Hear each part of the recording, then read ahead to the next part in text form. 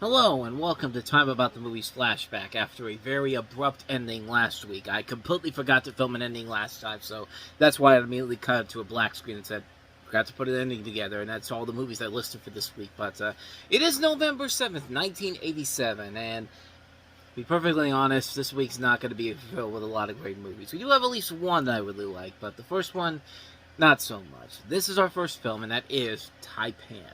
Tai-Pan. He made China his world and took a slave as his lady. Do you know about his China lady? You do not want to lose my man. I will defend her to my death. Now, come to Paramount. Tai-Pan. There can be only one. Rated R. Starts right.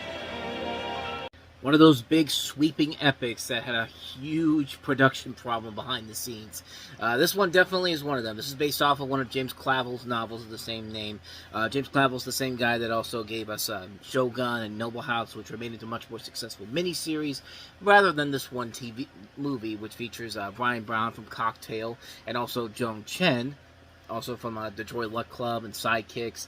And, you know, they basically have changed a lot of stuff from the books, mostly because they were filming it under communist China's censorship, and some portions of the story were considered too offensive to be filmed and as written, and they made a lot of changes behind the scenes.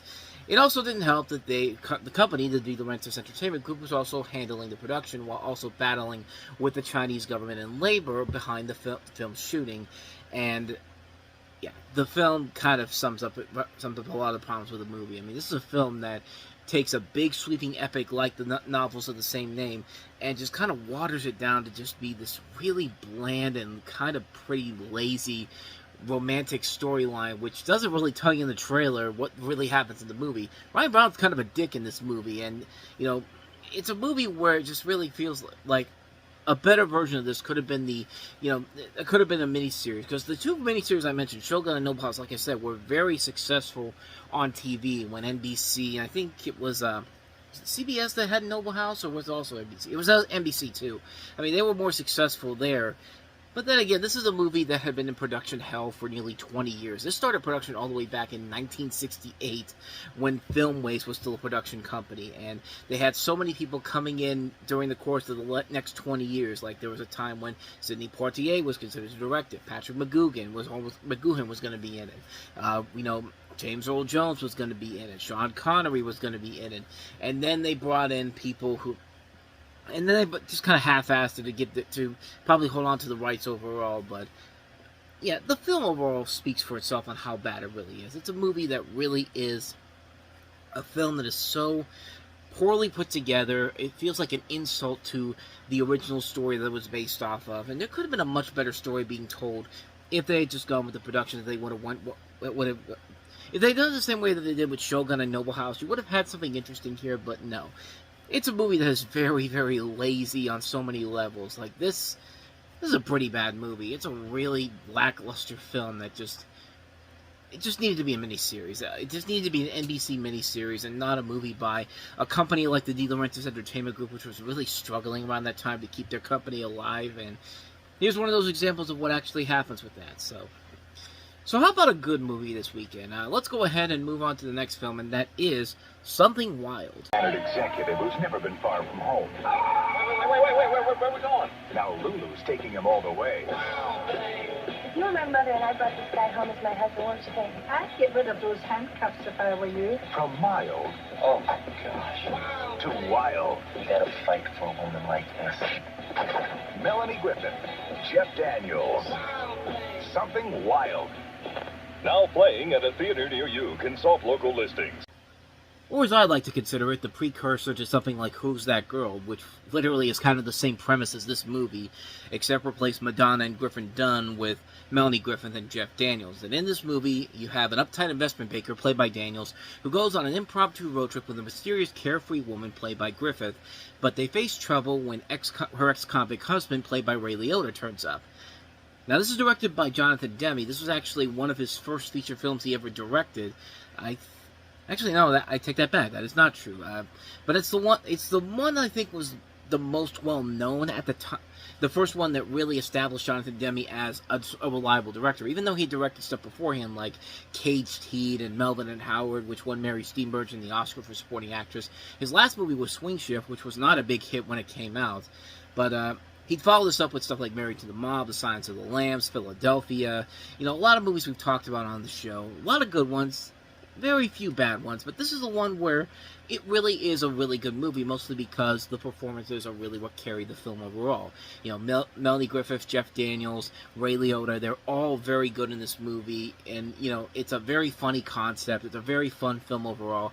It's certainly a much better movie than Who's That Girl was, which felt like it was obviously going for a more mainstream audience, and felt like it was almost there to make something really good out of it, and it never was able to get past the lackluster script overall.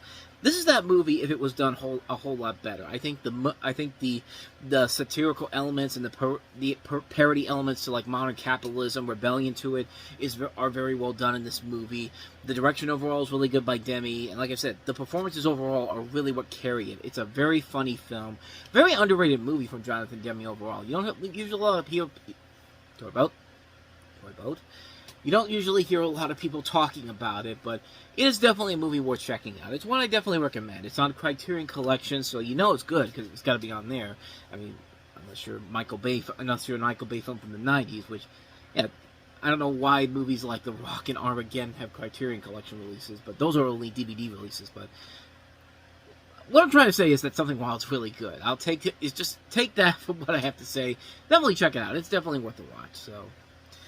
Moving on to our next movie, Roy Scheider and Anne Margaret star in 52 Pickup from John Frankenheimer.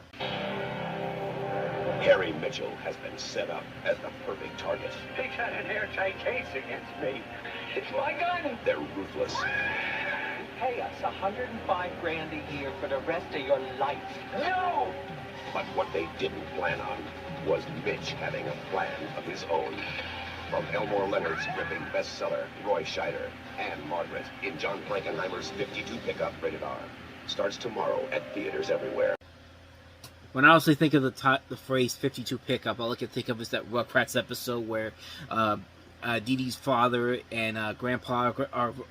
No, it's it's Dee Dee's father and Grandpa are getting into an argument on the beach, and you know they have all these different card games, and you know and Dee Dee's father just goes 52 Pickup, and he just flips the cards out into the sand and all that, and Grandpa's just like, my cards, like, I don't know why I think of that when I think of that, but 52 Pickup, this movie, however, certainly nothing like the Rugrats, and I'm just kind of rambling on in this episode. I'm starting to realize it, but.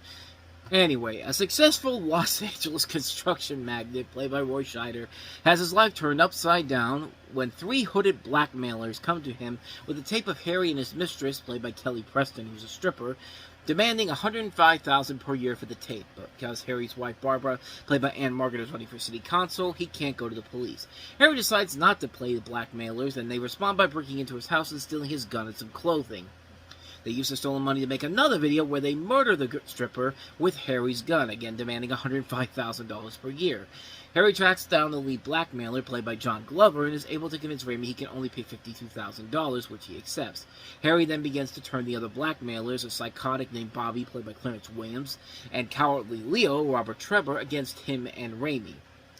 And against each other and Raimi. This leads to Bobby attempting to break into Harry's house and kill him, but Harry and Barbara overpower him and learn that Raimi did not mention the revised deal to his accomplices. As Leo begins to crack, Raimi and Bobby resort to further escalating violence, and Harry will need this fight to save himself and Barbara. So yeah, this is based off of as the trailer said, it's based off of an Elmore Leonard book of the same name, and it's directed by John Frankenheimer. John Frankenheimer's made some good movies overall. We talked about a lot of great ones of his, you know. This is the guy that gave us the original Manchurian Candidate. This is the guy that also did Dead Bang. You know, he also did stuff like The Fourth War, and then lesser films like The Year of the Gun and The Island of Dr. Moreau, but he has also done stuff like Ronin, which is really good. This is one of his lesser films in general, and it's a Cannon movie. So Cannon can go. It's one of those movies where Cannon was really trying to branch out and show that they weren't just making schlocky action movies with Chuck Norris and all that. They were really trying to show everybody they could make bigger films, that more films that could be successful and awards contenders. But this one just definitely wasn't in. I mean, the heart was in the right place. The acting overall isn't bad in general, but the script overall is kind of a lackluster mess overall. And you expect a lot better from somebody like John Frankenheimer, but it just doesn't really deliver what it promises overall. A movie that had some potential, but sadly didn't live up to the hype overall. So let's go ahead and move on to our next movie, Quiet Cool. California, in the wrong place, at the wrong time. Man, we don't let you guys alone. Only two things will keep him alive: the will to survive and a cop from New York. They're not turning them in. They're taking them out. Quiet, cool, where there's smoke, there's fire. Rated R. Dark Friday at a theater near you. You ever see that Family Guy cutaway where they're going to a Gub commercial and you have no idea what the hell anybody's talking about, and then even the guy the commercial is just like, gum, what the hell is going on? Like, that's what this movie really feels like, because let me tell you something, I have no idea what the hell is happening in this goddamn movie. But you have James Remare from the Warriors playing Joe Delane, a plainclothes New York City cop with a badge and a robust personality. He always resorts to unconventional methods in order to capture the city's sickest criminals. When Delane receives a message from Katie, played by Daphne Ashbrook, an old sweetheart of his, the news is not as pleasant as he's anticipated. Rather, it's an imperative call for help. Delane must swing into full action. The cop must travel to a remote location in the Northwest in order to investigate the disappearances of his friend's relatives. It turns out that most of Kel's relatives have been murdered in cold blood. The only survivor of the slaughter is Joshua, played by Adam Coleman Howard, an angst-ridden survivalist who explains to Delane about a sophisticated plan implicating marijuana plant growers. Dylan and Joshua must trespass enemy territory in the name of revenge. What the hell is even the plot synopsis of this movie? Like, this thing feels like it's all over the goddamn place, and I wish I could tell you about the movie itself, but I've never even heard of this movie before. And all just going off of that trailer and by this plot, this movie looks like it makes no sense whatsoever. Like, it feels like a film that is just all over the map. It does not feel like anything of remote importance is going on here. I don't know. I don't know if it's any good or not. I've never seen it. I just know it came out this weekend, so I'll throw it in here. In fact, the rest of these movies that are on here are films that I've never even seen before, so we can get through these pretty quickly. But yeah, this one feels really, really odd and bizarrely too complicated for its own good. So with that said, let's go ahead and move on to our next movie we have here, and that is Rosanna Arquette and Eric Roberts in Nobody's Fool. Rosanna Arquette, Eric Roberts. This is the best day of my whole life. I wish it would never stop. Maybe you'll Thank you. Nobody's Fool. It's funny that Eric Roberts thinks it'll last forever. His career won't last forever, but this is Nobody's Fool, which features a woman named Cassie who seeks love and escape from her mundane, ordinary life and meets a traveling Shakespearean troupe offering a community acting workshop. And one of the people she meets is Eric Roberts, and you also have Mayor Winningham, Louise Fletcher, Stephen Tolarowski among the cast in here, Belina Moreno from George Lopez. It's really all I got for you on this one here. I know nothing about this movie. Reviews for it look like they're passable. I'm looking at one review from the Los Angeles Times saying, Nobody's Fool doesn't really gel, but it still is sometimes rhapsodically,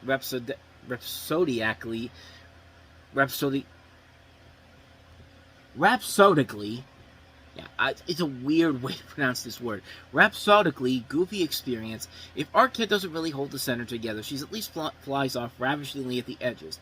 The movie is a fond Valentine to the special salvation of the theater. It's an ode to a squeezed heartland, spelt-on desperation, and sheer stunning blind love.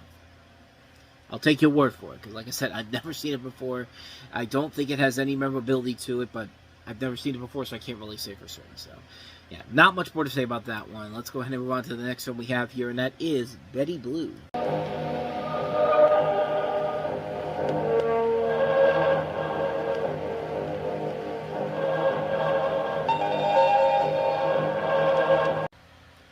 Yeah, you know that cake would have fallen off as soon as they started twirling around there. Like, what the fuck? What the fuck is that thing even attached to? Like, what glue do they put on there to keep that cake from falling? Because you know good and goddamn well that in real life that cake's flying off within 2 seconds. But what am I even talking about here? Zorg is a handyman working at the seaside in France, maintaining and looking after the wooden bungalows. He lives a quiet and peaceful life, working diligently and writing in his spare time. He is in love with Betty, a young woman who is as beautiful as she is wild and unpredictable. After a dispute with Zorg's bosses, they leave and Betty finds a place to stay at her girlfriend's house. The girlfriend's lover owns an Italian restaurant, and there they find a job. She's obsessed to try to get one of Zorg's books published, but it is rejected, which makes Betty fly off into a rage. Suddenly, Betty's wild manners start to get out of control. Zorg sees the woman he loves slowly going insane. Is his love for Betty strong enough, even if it comes to the worst? What is the worst? Well, considering that when I was looking for that trailer and the thing about, you know, this video contains suicide elements to it, I'm just going to take a guess and say that Betty's going to try to kill herself at one point, and succeed maybe, but that's just my thinking behind it because I haven't seen this movie and I'm just going off the trailer for it, and it looks like a typical French film in general. It's directed by the guy who did Diva. What else is he? Has he done anything of noteworthiness as of late? Probably not. Rosalind and the Lions. I've never even heard of these movies, so I don't know if this is any good or not. But it's got a 78 on Rotten Tomatoes, 58 out of 100 on Metacritic, so could go either way. But looks like your typical French film overall. So with that said, let's go ahead and get this over with our last movie that we have here, and that is Marlene.